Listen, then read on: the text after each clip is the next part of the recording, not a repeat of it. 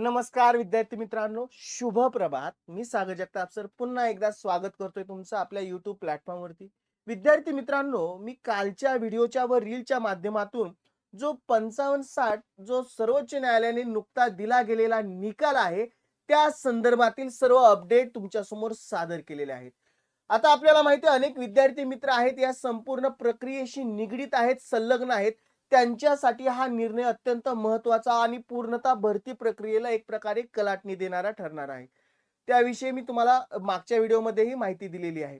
आता सर्वात महत्त्वाचा मुद्दा म्हणजे आता जो निकाल लागलेला आहे, त्या निकालाचा जी पूर्वी लागलेली निवड यादी आहे, त्याच्यावरती काय परिणाम होणार आहे? सर्वोच्च न्यायालयाने या संदर्भात काय भाष्य केलेलं आहे? जाणून घेऊया या व्हिडिओच्या माध्यमातून.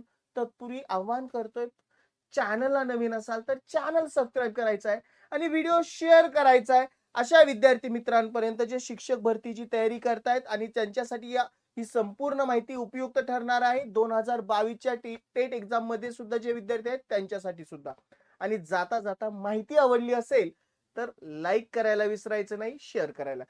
विद्यार्थी मित्रांनो, तुम्ही जर टीईटीची तयारी करत असाल तर अत्यंत दर्जेदार बॅच मी तुमच्या समोर घेऊन आलेलो आहोत, की ज्यामध्ये आपल्याला माहिती आहे जून जुलै महिन्यामध्ये आपण या टीईटी परीक्षेला सामोरे जात आहोत आणि यामध्ये तुमची पात्रता निश्चित करण्यासाठी महागुरु 1.0 बॅच, की ज्यामध्ये खुद्द स्वतः बाळासाहेब शिंदे सर तुम्हाला मार्गदर्शक म्हणून लाभत आहेत. परिपूर्ण असं मार्गदर्शन मराठी आणि इंग्रजी जे पेपर 1 आणि 2 साठी महत्त्वपूर्ण असणारे विषय, ज्यामध्ये जास्तीत जास्त मार्क संपादित करण्याची गॅरंटी आणि त्यांच्या समेत महाराष्ट्रातील सर्वोत्तम टीम तुम्हाला मार्गदर्शक लाभत आहेत. त्यांच्या अनेक वर्षाच्या या क्षेत्रामध्ये असणाऱ्या अनुभवाचा फायदा तुम्हाला या वर्षी पात्रता धारण करण्यासाठी नक्की होणार. ज्यांच्या मार्गदर्शनातून अनेक विद्यार्थी मित्र आहेत की जे या टीईटी परीक्षेत मागच्या वेळेस पात्र झालेत आणि पुढे जाऊन ते शिक्षक भरती प्रक्रियेमध्ये सुद्धा समाविष्ट झालेत आणि यावर्षी तुम्हालाही ती संधी मिळणार आहे. बॅच विषयी सर्व डिटेल स्क्रीनवरती आहेत. पेपर 1 असेल, 2 असेल आणि दोन्ही पेपर विषयी ऍडमिशन ओपन आहे. खाली कॉन्टॅक्ट नंबर आहे. आणखीन एक विशेष बाब सांगायची, आपल्याला माहिती आहे सेवेत असणारे रुजू असणाऱ्या शिक्षकांसाठी अनिवार्य केलेली टीईटी त्यांची सेवा अबाधित ठेवण्यासाठी किंवा पदोन्नतीसाठी आणि त्याच्यासाठी खास आपण गुरुवर्य 1.0 बॅचचं आयोजन करतोय. अगदी तंतोतंत त्या बॅचचं डिटेल स्क्रीनवरती आहेत. बॅच स्ट्रक्चर दिसतंय. करायचंय काय, दिलेल्या कॉन्टॅक्ट नंबरला कॉल करायचा आहे. बॅच विषयी सर्व डिटेल जाणून घ्यायची आहेत किंवा डिस्क्रिप्शन बॉक्स मध्ये तुम्हाला ऍप लिंक दिलेली आहे. ऍप इन्स्टॉल करायचंय. याच व्हॉट्सअप नंबर आहे की ज्याच्यावरती हाय मेसेज करा, तुम्हाला संपूर्ण बॅच विषयी डिटेल सगळ्या सांगितल्या जातील. सर्व शंकांचं निरसन केलं जाईल. त्वरा करा, लवकरात लवकर बॅच जॉईन करा, कारण नुकतीच टीईटी परीक्षा होत आहे आणि त्यामध्ये तुमची पात्रता निश्चित करण्यासाठी नक्कीच ही बॅच खूप उपयुक्त ठरेल, यात तीळमात्र शंका नाही. चला जाऊयात आजच्या महत्त्वपूर्ण अपडेटकडे, की ज्याविषयी आपण सर्व विद्यार्थी वाट पाहत आहोत. आपल्याला माहिती जो लागलेला निकाल आहे त्या निकालाची पुढची जी कारवाई आहे, कारण सर्वोच्च न्यायालयाने काय नमूद केलं आहे ते पण बघायचे. शिक्षक निवडीची नवीन यादी करा. संपूर्ण बऱ्याच वृत्तपत्रामध्ये याविषयी बातम्या आलेल्या आहेत, कारण निर्णयच आता खूपच महत्त्वपूर्ण असा ठरलाय.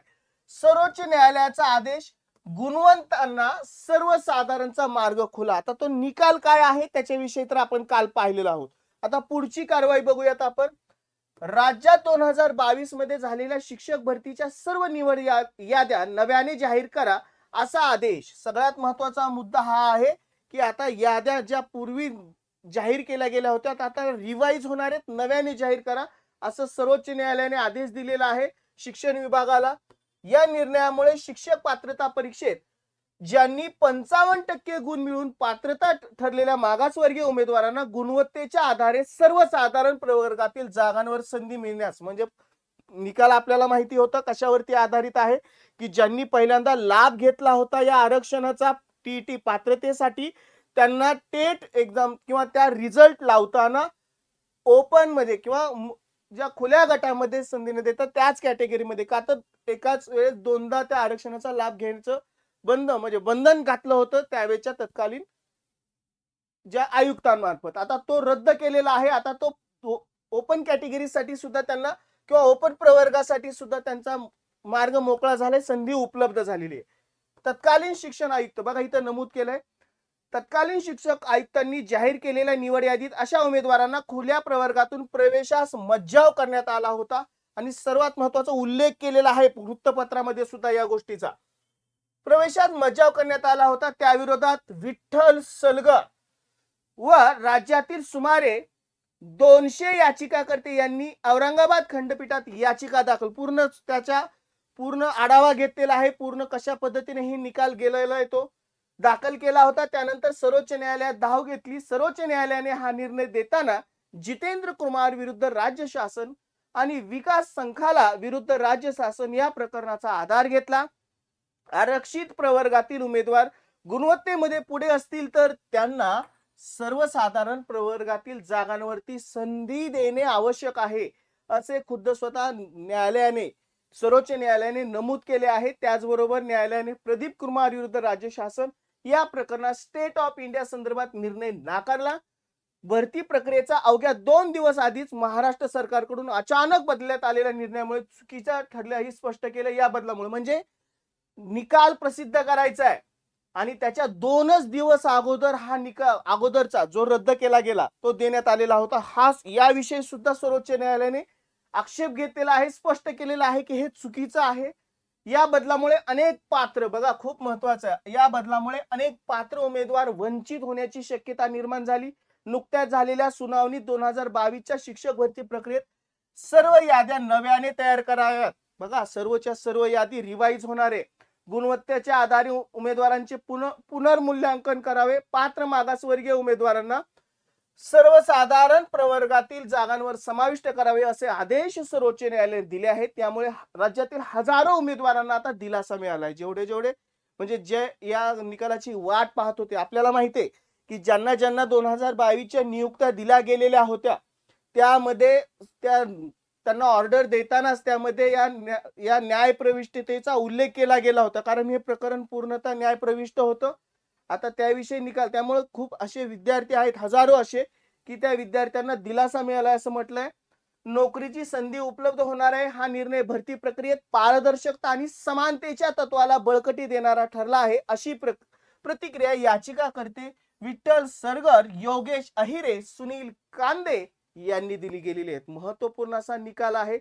अनेक वृत्तपत्रांनी या बातमीची दखल घेतलेली आहे, या निर्णयाची दखल घेतली आहे. बघा इथं सुद्धा आलंय, पुढारी टीटी सवलत घेतली तर खुल्या प्रवर्गात संधी, मेरिट नुसार उमेदवारांना समावेश करा सर्वोच्च न्यायालय. अगदी त्याच पद्धतीने जी काय आता मी तुम्हाला महत्वपूर्ण, आता या महत्वपूर्ण काय आता हे ठळक मध्ये पाहूयात आपण. निर्णयाचा परिणाम, गुणवंत उमेदवारांना दिलासा मिळणार आहे. भरती प्रक्रियेत मेरिटला प्राधान्य दिले जाणार आहे. गुणवत्ता यादीत बदलाची शक्यता आहे. शिक्षक विभागासमोर आता आव्हान आहे, कारण ही रिवाईज करायची, साहजिकच एक प्रकारचं आव्हान असणार आहे.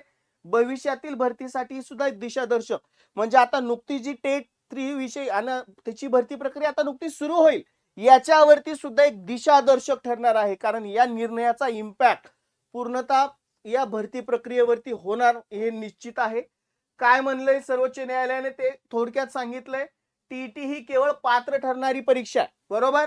सवलत ही फक्त स्पर्धेत सहभागी होण्यासाठी. अंतिम निवड शिक्षक अभियोग्यता आणि बुद्धिमत्ता चाचणीमधील गुणवत्तेवर सवलतीमुळे खुल्या प्रवर्गातून वगळणे चुकीचं आहे, हे सर्वोच्च न्यायालयाने नमूद केलंय. नियमात बंदी नसल्यास मेरिटनुसार संधी द्यावी. बघा अनेक आणखीन सारे वृत्तपत्र आहेत. निवड याद्यांना नव्याने समाविष्ट करा. अनेक महाराष्ट्र टाइम्स मध्ये आहे, पुढारी मध्ये आहे, त्यानंतर लोकसत्तामध्ये हीच बातमी आहे. म्हणजे सांगायचं तात्पर्य काय की एक प्रकारे महत्वपूर्ण असा आणि पूर्ण भरती प्रक्रियेला कलाटणी देणारा हा निर्णय होणार झालेला आहे. आता बघूयात इथून पुढे जी काही कारवाई होते, कशा पद्धतीने शिक्षण विभाग यावरती लवकरात लवकर अंमलबजावणी करतोय, कशा पद्धतीने याद्या रिवाईज होतील, नवीन विद्यार्थी जे यापासून वंचित आहेत खरंच त्यांना संधी मिळेल का, मिळाली तर मेरिट कशा पद्धतीने लागेल, कुठपर्यंत लागेल, ह्या सगळ्या गोष्टी आता इथून पुढे खूपच महत्वपूर्ण ठरणार आहे. कारण भाष्यच केलेले एक प्रकारचं आव्हान असणार आहे. बघूयात कशा पद्धतीने ते आव्हान पेललं जात आहे, कशा पद्धतीने याद्या रिवाईज केल्या जात आहेत आणि संधी विद्यार्थ्यांना कशी प्रकारे मिळते याविषयी नक्कीच हा चॅनल सबस्क्राईब करा. यावरती वेळोवेळी आपण अपडेट या चॅनलच्या माध्यमातून देतच राहू. चला विद्यार्थी मित्रांनो, मी सागर जगताप सर थांबतो इथं. पुन्हा भेटू अशाच महत्त्वपूर्ण दर्जेदार अशा अपडेट घेऊन. Good bye and take care.